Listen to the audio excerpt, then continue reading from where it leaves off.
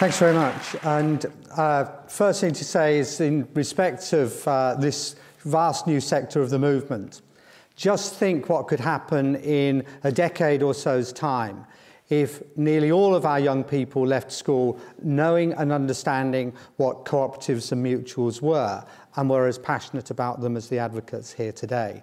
And I think that's the sort of possibility we're starting to move towards. But I think, first of all, I need to say about what's happening in education, because if people don't see what's going on with the cooperative model, they often don't realise the scale of structural change that's now going on in education. And at the heart of that is the complete change in the role of the local authority, which some of them were slow to actually realise the extent of, but the financial pressures that are now upon them are forcing more and more both schools to look to the structural models they adopt and also local authorities to see what may be best in the best interest of schools in their area.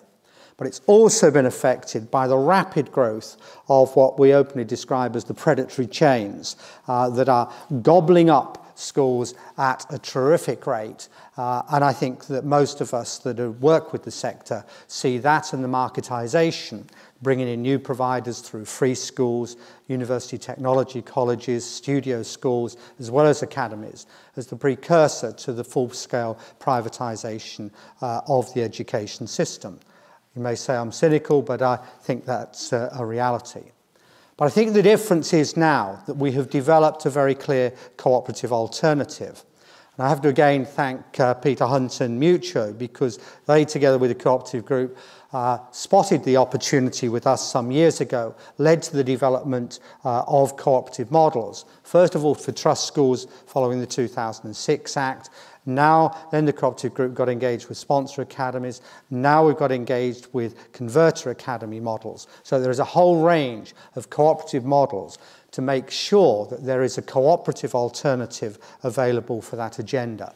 And the central characteristic of them all is they put the key stakeholders, a phrase that's come up in every workshop I've got in, a multi-stakeholder model that puts parents and carers, staff, learners and the local community at the heart of these models and safeguards educational assets for the community in the long term. So it's a distinct contribution to greater diversity of education. It gives an opportunity to embed cooperative values in the ethos of the structure of the schools in the long term. We often see this very much in a similar way to how the role the diocese plays in faith-based schools and provides that cooperative governance model.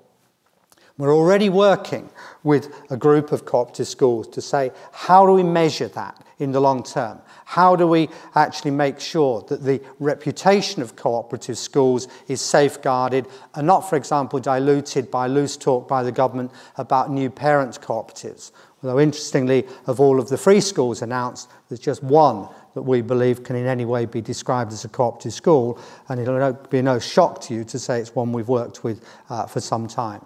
We see the characteristics of cooperative school are about a clear governance structure that empowers stakeholders, an ethos that's embedded into the constitutional framework of the school, and how that is reflected in both the curriculum and the pedagogy of the school. And that I think you can witness when you actually visit the schools. The session was about a new sector. Well, as of today, there are over 153 schools that have completed all the complex legal processes and are now parts of cooperative trusts. We think there's just over 100 more at various stages of the consultation process. We see this as takeoff, not where we're going to end up. The cooperative group have got 3 sponsor academies, and we have the first 3 converter academies using a new model following last year's legislation. And details of that went live on the DFE website only last week.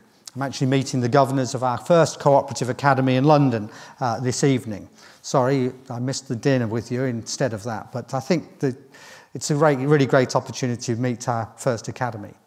Really important now, though, that network have followed the typical cooperative model of setting up their own apex organisation. The Schools Cooperative Society has been registered as an IMP. It now aims to be the apex for this new sector, looking at things like joint procurement and a voice in the policy debate. And that slide, the picture is there quite deliberately, because one of the first things it's done is negotiate a national framework agreement with Unison to actually say that this is a different type of model. This is a model which is there to safeguard the relationships with the trade unions and not to undermine them, which many people actually fear. And we've worked very, very hard to develop a positive relationship with all of the trade unions in the education sector, who are quite reasonably very fearful of the structural change. That national network is already developing rapidly.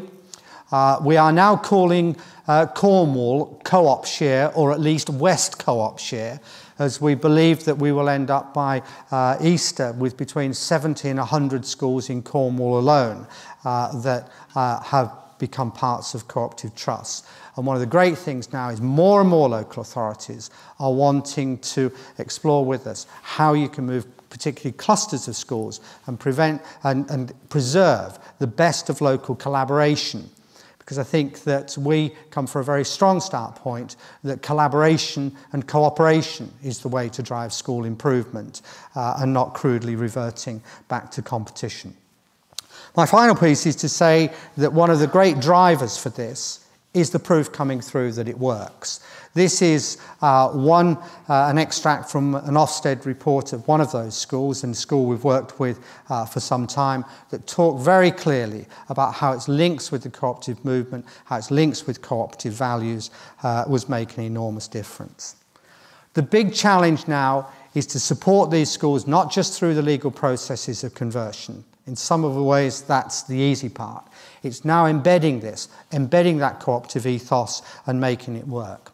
And here, my final plea is to say that's something everybody here can help with.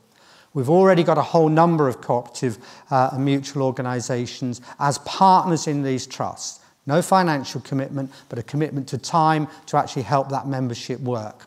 When I spoke at a mutuals forum a couple of years ago, I got the first couple of mutuals working with us afterwards. I've already spoken to others.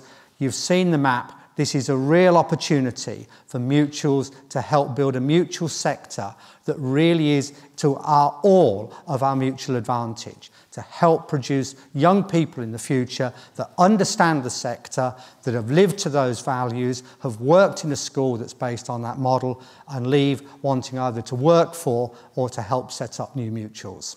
Thank you.